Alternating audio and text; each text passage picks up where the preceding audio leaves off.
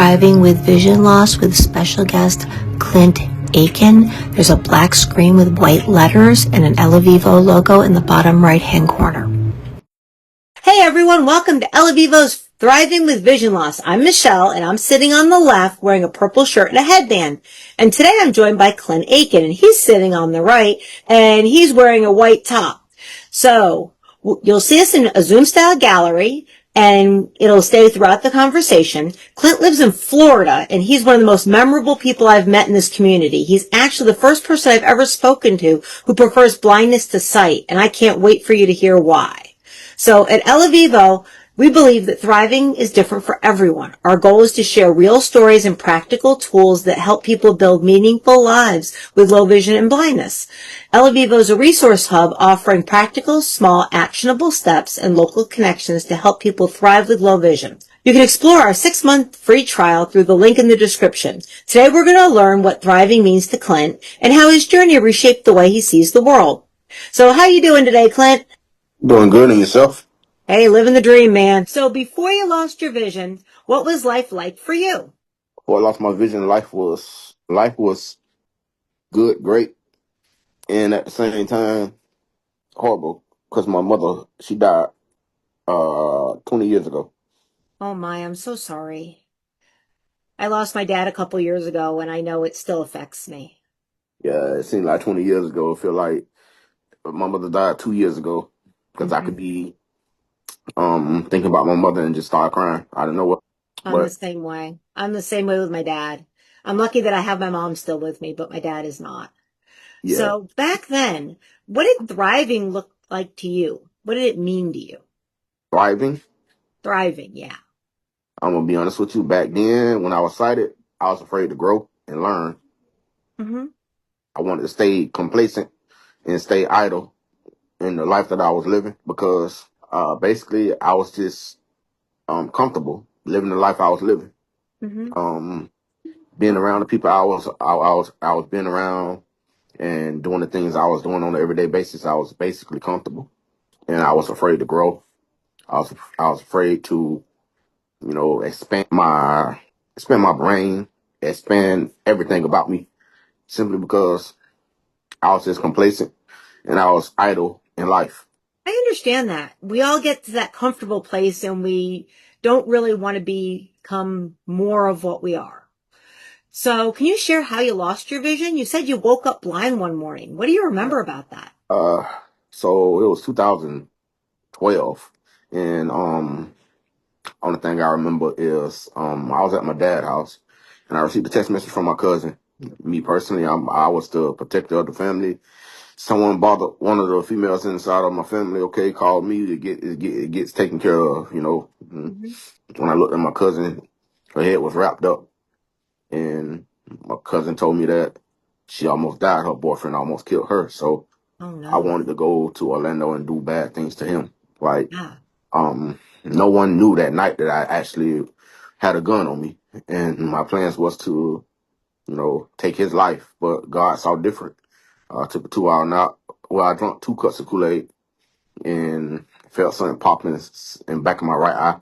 Felt something pop in back of my left eye, and Wow. next thing you know, boom. Took a 2 hour nap. Woke up, couldn't see, Oh and no. like the next day, I ended up getting my eyesight back. Came home, and when I came home, I came to my dad's house, and then one day just woke up and felt like someone was trying to get out of the right side of my head, and had a banging headache. And next thing you know, went to Dr. David Dahlia.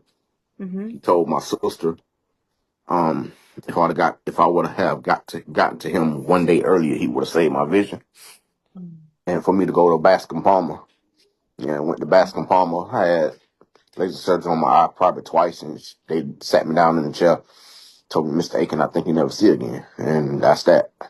Oh man. How did you react at first? How did it feel? I cried at first. Um, and I was in disbelief. And I was just in shock because I'm like, I can't see, how am I going to do this? How am I going to do that? Fell into a deep depression. And if it wasn't for my brother Leroy, be honest with you, I'd probably still be in that deep depression still to the day. He came into my room every day for almost 2, 3 weeks and spoke to me and talked to me and just told me, you may be blind for a day, a year, 10 years, but one day you go see again. And him talking to me actually got my confidence back. And I just remember we was cleaning out my closet. He said, "You want to keep these pants?" I said, "Yeah." He said, "Why?" I said, "Cause that's my goal, is to get back into those Levi's." So that was my goal. And one day, woke up in the morning, put those Levi's on, and I walked outside. Oh, And wow. my brother and my sister said, "No, that's my brother." And He sounds like a great guy. yeah, my brother Leroy, I'm gonna be honest with you, he's a great guy. And like anytime I need advice, I call any one of my brothers and sisters for advice. My brother Leroy, my brother Isaiah, my brother Jonathan, my sister Katavia, my sister Sabrina, um, my sister Alexis, my brother Tavares. I could call any one of my brothers. Got a lot of brothers and sisters. So but Sounds like family's really important to you. yeah, I'm gonna be honest with you. Family is very, very important to me. And are they the ones that helped you, I guess, to realize that there is a way forward and that you can do it? Uh, yeah, be honest with you. If it wasn't from my family, I'd probably be still lost right now. Even though my mother, she was flying for 7 years, Mhm. and I saw my mother do some spectacular things. Meaning, all of my brothers and sisters could tell you they saw a woman with no sight drive five speed a 5 speed Mustang, Boss 302 Mustang. Wow. She was in the driver's seat. I was in the passenger seat. I used to tell her, slow down, go speed up, go to the left, go to the right, smile, turn to the left, smile, wave. It's the police. Be Wow. She sounds like one heck of a woman. honest with you, my mother, she was full of life, and that's one reason why when she died, I took it so hard because it's like my mother. She used to love to laugh, love to dance, and I never saw my mother give up on anything. So when it comes towards me being blind, I always have an ace in the hole when it Mm-hmm. comes towards blindness because I can always think about what my mother did as a blind woman with with a lot of children. Well, it And sounds like her son is just as tough as she was. I'm a tough person. Me going through what I've been through in life, a lot of people would say that I'm very, very tough. Me Mhm. personally, like I tell people, if I don't do it, who go do it?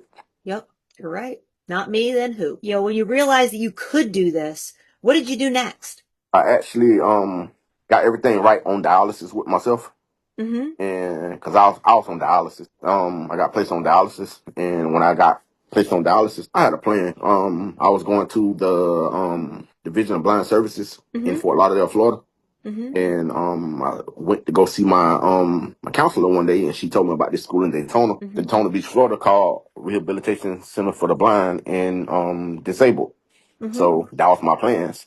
That was the goal. So whole time on dialysis, that was my motivation getting there. So I ended up having a transplant on February 7th, 2015. Mm-hmm. And for the past going on 11 years, I've been taking care of my transplant as a blind person by myself. Mm-hmm. Wow. And Dr. George Burke did my transplant. I actually see him, actually have an appointment with him tomorrow. Uh-huh. And every time I see him, he tell me the same thing. He said, "Mr. Aiken, I don't know how you do it, but you're totally blind, and I know I gotta have patients that had a transplant that have 20/20 vision, and they end up back on dialysis within 6 months, and it's been almost 11 years for me, and I'm Wow. not back on dialysis." So he tell me all the time, like, "I'm proud of you, and just keep doing what you're doing." You So take care of business. oh yeah, like I tell anyone, I'm big on loyalty, and anyone that ever questions my loyalty, only thing I ever explain to them is this. had a transplant February 7th, 2015. 17 hours. I went up on the surgery at 7:30 a.m. With that being said, like I literally been loyal to myself because I told myself if I don't take care of myself, no one is going to take care of myself. So that's the loyalty that I have for myself. Got it. And That's really powerful. That right. really is. So what did you learn at Florida Blind Services? What kind of skills did you get to learn? Um, I learned how to use the computer, type on the computer. Mm-hmm. I learned about Braille. I Mm-hmm. learned assistive technology. I Mm-hmm. learned mobility training, Mm-hmm. and so I learned how to catch I actually learned how to catch the bus system in Daytona Beach, Florida. Wow. By myself. I learned how to get around the mall by Mm-hmm. myself in Daytona. Mm-hmm. I learned a lot of stuff. And one of my mobility instructors is named Holly Eiler Ryan. She's on my Facebook page. And, Mm-hmm. her and a couple more of my instructors, Mr. Peter Sorolo, rest in peace. They always used to tell me all the time, you came here as a regular individual you're leaving a leader. Mm-hmm. Because I'm gonna be honest with you, it's plenty of times someone told me they don't know how to do this, they don't know how to do that. We'll go up to my room and we'll practice. Mm-hmm. Because I felt like if I could get the grip and get the hip of blindness, anyone could get the grip and hip of blindness. Because I don't allow blindness to get me down. Mm-hmm. Because like I'll ask someone, you blind, right? Yeah. I say, okay, let me ask you a couple questions. They say, okay. I say, do you accept the fact that you're blind? If they say no, I tell them you have a lot of healing to do. Mm-hmm. And some people get mad at me. Mm-hmm. Some people they'll say, "What you mean?" I say, "The day that you accept the fact that you're blind, this affect you the way that it affects you. You're going to get the grip of blindness. You're not going to let blindness beat you. You're gonna get on top of blindness, and you're gonna make blindness look easy." Mm-hmm. Because a lot of people tell me this, and it just make me laugh. They say, "Clint, man, you really blind?" I say, "Yeah, why?" "Man, because I could text you right now, and you text right back. I don't think you blind." And I be like, "Man, I'm blind." And a lot of my family, on my daddy's side, like they say, "Oh, he ain't blind. Mm-hmm. He faking." When Social Security find out he faking, they gonna mess him up. And it's funny to me because like I tell them, I say all the time, I say it ain't the fact that I'm faking. It's just that, Mm-hmm. to be honest with you, I adapted to being blind. Yep. And blindness is all about adapting to the fact that you can't see. But Mm-hmm. if you don't accept the fact that you can't see, blindness will kill you. Yeah. And unfortunately, that happens to way too many people that it doesn't Yeah. need to happen to. Yeah, I know two people who actually blindness actually killed them. Yeah, you got the training and you have the attitude, you can do anything you want to do. And, so something that really stood out to me when we were talking earlier is you said that you actually prefer blindness to sight. Yeah. How does that work? Can you tell me a little bit about that? Oh, because when I was sighted, I never used to use my brain. Be honest with you. Mm-hmm. Like I'm a very smart person. Mm-hmm. Very, very smart person. But I never used to use my brain. Mm-hmm. Meaning, like, don't get me wrong, like I used to use my brain, but Mm-hmm. like instead of me doing something the hard way, I Mm-hmm. do it the easy way. Mm-hmm. Now I wake up each and every morning, I have to do it the hard way each and every Mm-hmm. morning. Now I prefer it this way because it's like every time I do it the hard way, I get smarter. Mm-hmm. So every time I wake up in the morning and I have to go to the bathroom, I know exactly where to go. And a lot of people, they'll look at me and be like, how does he know where the bathroom at? Mm-hmm. But like I tell someone, it's muscle memory. Mm-hmm. And I said, the brain, it's an organ. Mm-hmm. It's just like a muscle section of your brain that contains everything that you do. It's called muscle memory. So if I wake up in the morning and I go to the bathroom every day, Mm-hmm. okay, I could walk to the bathroom every day without being able to see. That's just like someone who has 20/20 vision. Wake up in the middle of the night. they walk to the bathroom with their eyes closed, but Mm-hmm. they don't realize that they're walking to the bathroom with their eyes closed. Mm-hmm. I say that's their muscle memory Yeah. taking effect. Mm-hmm. I say so. Me doing what I do as a blind person is actually compatible to someone who sleep and they're walking. That makes It's sense. just, it's just that I'm awoke. I'm Mm-hmm. awake. Yeah. And with that being said, you know, like I tell people all the time, with sight, I was wild. I was lost because I lost my mama, Mm-hmm. and I was reckless. Mm-hmm. I was out of control. Mm-hmm. Clint, that's blind. I'm humble. Mm-hmm. I'm disciplined. I'm very dependable. I'm very reliable. Like my sister tell me all the time, if no one pick up their phone, I know you will pick up the phone. Mm-hmm. And she's right. If no one picks up the phone, I'm always gonna pick up the phone. Yeah. You're the best version of you and becoming Right. even better. My idea of about me, my philosophy on me liking the fact that I'm blind and Mm-hmm. over the fact that I can't see is okay. If I could see, I wouldn't go back to school. Mm-hmm. I'll be complacent with okay, cool, everything that's going on. Mm-hmm. The fact that I'm blind, I want to go back to Daytona so I can relearn how to do everything. I don't feel like I'm weird. I don't feel like it's I don't feel strange Mm-hmm. because I know if I want to be a massage therapist and a teacher for the blind, Mm-hmm. I have to go back to school. So I have to Mm-hmm. learn these things. So now until I get to Daytona, what I'm doing every morning I wake up, I take vitamin B12.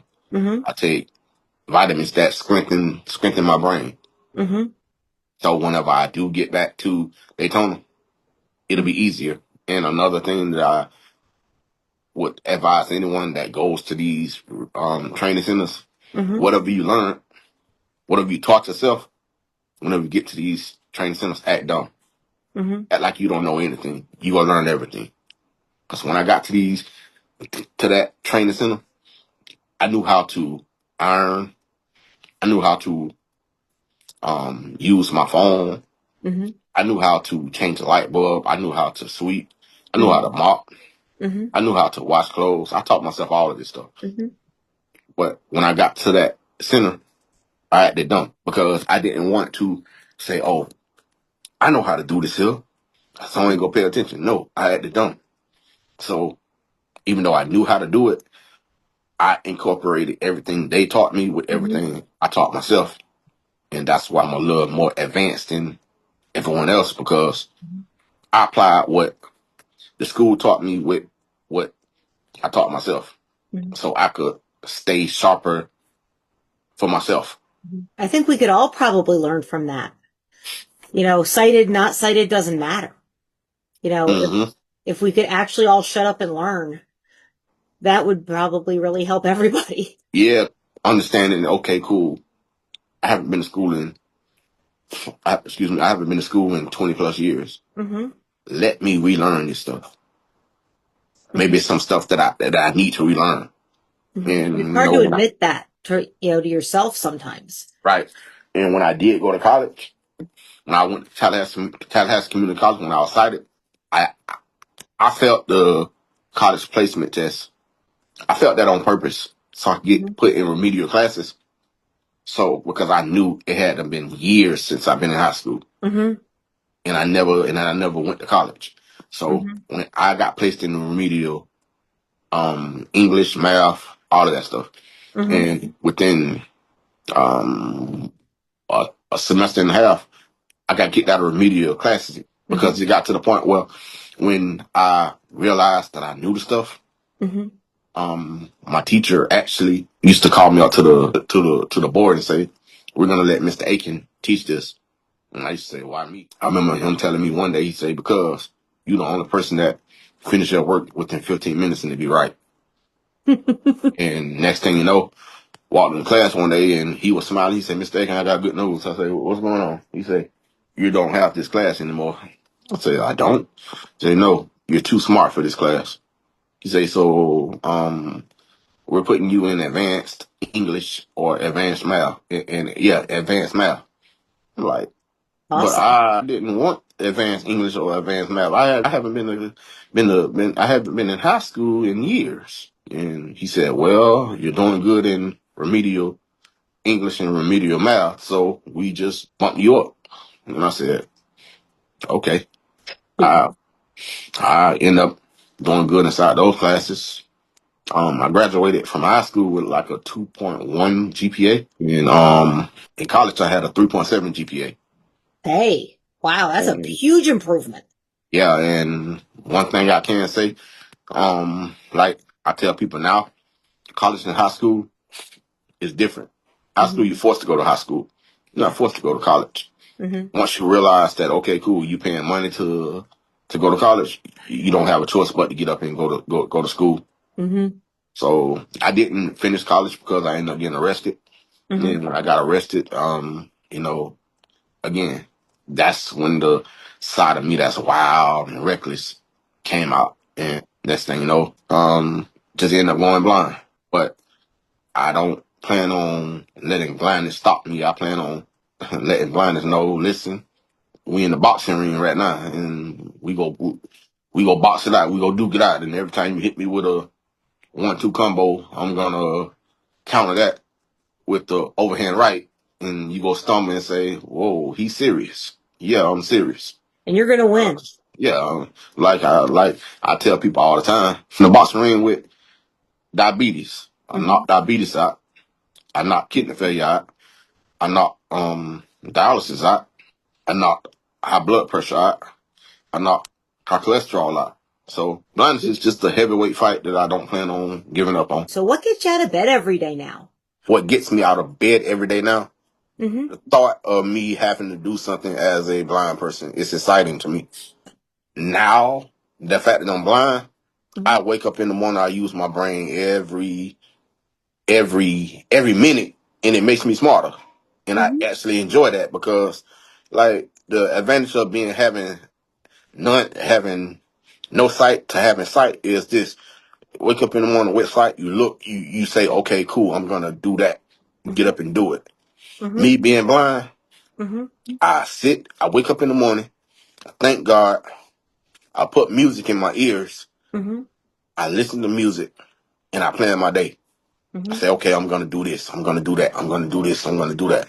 Hmm. I wake up, go to the bathroom, I start doing what I need to do. And when I start doing what I need to do, my muscle memory kicks in when I Hmm. have to literally like get up, wash dishes, wash clothes, take the trash out, Hmm. wash the car, vacuum the car out, Hmm. sweep the house, do Hmm. all this stuff. Then I have to go, if I have to go to an appointment, because I live in Miami, go to Hmm. Fort Lauderdale by myself, catching the Uber, all that stuff.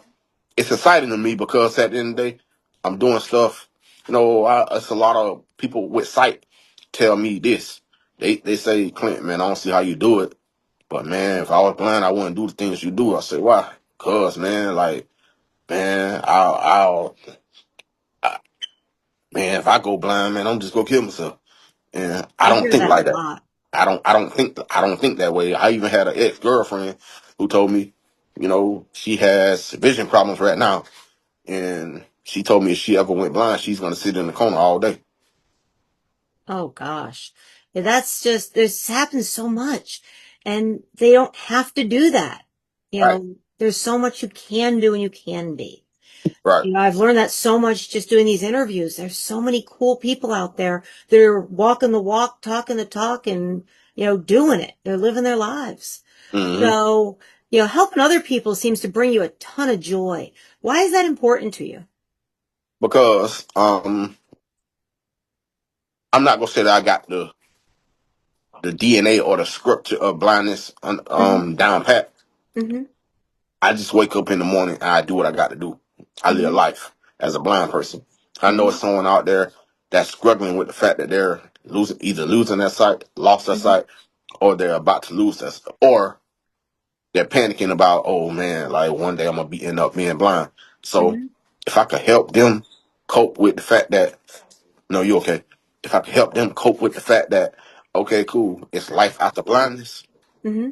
and you know I'm doing a good job, because I used to think that me being successful was me having a lot of money, until one day I heard an interview with when Michelle Obama said, Hmm. being successful does not mean you having a lot of money. Being successful means how many people you can help. So That's awesome. ever since I heard that right there, I Hmm. started trying to help more people. Hmm. And She's one of my idols. That woman is amazing. yeah, She one of my really idols is. is her husband, Barack Obama. So Hmm. Yeah, Barack is too. They are all that. And I love listening to him speak. And I love listening to her speak. They're just amazing. So, what do you think, about sighted people? What do you wish that they understood better? us as blind people, we're regular people. It's just that we can't see. My biggest pet peeve with sighted people, and not all sighted people, is why stare at us? Like, I could be out walking. Why stare at me? If I look at you, you're not gonna go blind. It's not Oh, contagious. right. It's not contagious. If Hmm. I walk past you, you're not gonna go blind. Sighted people don't understand that we regular people. Even though, we can't see, even though y'all use your eyes and we use a white cane or a guide dog to navigate a world that was designed for sighted people. Don't be afraid of us.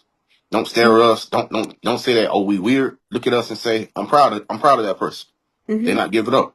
Because I done met a lot of sighted people that told me out of their mouth, if they lost their sight, they gonna kill themselves. Yeah, it's so sad. And since I've been doing this, I've become friends with a bunch of people who have vision issues, and one of my best friends is blind, and I didn't realize how amazing they were. And it's incredible. And I wish more people would actually interact with our blind brothers and sisters. Yeah. And another thing is just another thing that bothers me is, Hmm. if you're in a relationship with a person that's visually impaired or blind, Hmm. especially a blind man, stop thinking, what can you do for me? What can this person do for me in a financial way? Because it's like, no, we can't drive. No, we can't see, but I guarantee you, if you sit, we're gonna get what you need. If you're hungry, we're gonna get in the kitchen. We're gonna cook for you. If we have a child, we're gonna take care of that child. If you're sad and depressed, we're gonna ask you what's wrong with you. Only thing I care about is time. I don't like Yeah, it I mean, because relationships are tough. right. And, you have to find the right one. And I Hmm. think that's sighted, not sighted anywhere around. So if somebody found that they're losing their vision or would be blind soon, what would you tell them? What would be your advice to them? Surround yourself around people that's like you, and explain to your family what's going on. Explain to your family, I need you. Hmm. I need you to understand what's going on with me. Because without a support system, you're nothing. Hmm. I have a very good support system on my mother and my daddy's side. And one of my brothers and sisters, I could call them right now and ask them, can they do something for me? And they go do it. And one of my cousins, I could ask them, can they do something for me? Do it, they go do it. I got a couple friends right now. I could call them right now and say, hey man, I need this right here. And they go do it. So just make sure you wrap yourself up in Yeah, support with the people around you that you care yeah. about. And as far as blind people, Hmm. um, when I first came into the blind community, I was hanging around the wrong crowd. Hmm. And when I weeded myself out of the wrong crowd, I have a solid circle of blind friends Hmm. that basically we help each other. Hmm. It And seems like the blind community is so strong, helping each other. I'm I'm gonna keep it, 100 with you. Hmm. Typical blind person will will come on here and tell you, blind community is so strong. Hmm. Blind community is strong, but we so divided. Hmm. Because let's say for instance me, I'm very independent. Hmm. And if I meet someone that's not independent, like prime Hmm. example, I met this guy that lives in Poland Hmm. inside of a blind group. He told Hmm. me he wants me to be his big brother. Hmm. And I signed up for that role. So I Hmm. gave him my number on WhatsApp. We Hmm. talk. And he tell me what he going through, and I tell him how to handle what he going through. Hmm. And because at the end of the day, I don't look down on him. But Hmm. it's a lot of blind people inside of the blind community that look down on people that's not independent, Hmm. that's not doing what they're doing. Hmm. It's a lot of people inside the blind community that literally look down on people. Like I preach this to blind people all the time. If Mm-hmm. we got on one accord Mm-hmm. and we step in sequence, Mm-hmm. our step could be heard all around the world. Mm-hmm. You're right. But You're if right. but if one blind person say, "Hey, look at me. Hey, I'm doing this," no one hears it. Yep. Well, But that's kind if of why we're doing this series. right, Just trying to bring together so many people who are thriving, who are living their lives, and make people mm-hmm, realize that you're out there and you're doing it every single day. mm-hmm. So thank you so much for talking to me today, Clint. Thanks to everyone for watching this episode of Ella Vivo's Thriving with Vision Loss. And if you found this helpful, hit like, subscribe, and let us know in the comments what stood out to you. You can explore Ella Vivo's free 6-month trial using the link in the description. And remember, vision loss doesn't mean loss of possibilities. Until next time, keep thriving and have the best day ever. This episode is dedicated to Clint Aiken's family, especially his mother, Evelyn Williams Lane, and his dad, Leroy Aiken, who are both blind and showed him by example how to live his life. Thanks for tuning in to our series, Thriving with Vision Loss. If you'd like to learn more about thriving with blindness or low vision, check out ellavivo.com/#/free trial for a free 6-month membership for the first 1,000 people who sign up. If you'd like to be featured in an upcoming episode in our Thriving with Vision Loss series, email michelleb@ellavivo.com. That is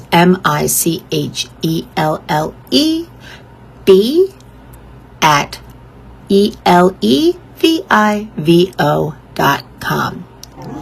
The white letters on the black background fade as Circles by Classless Act plays.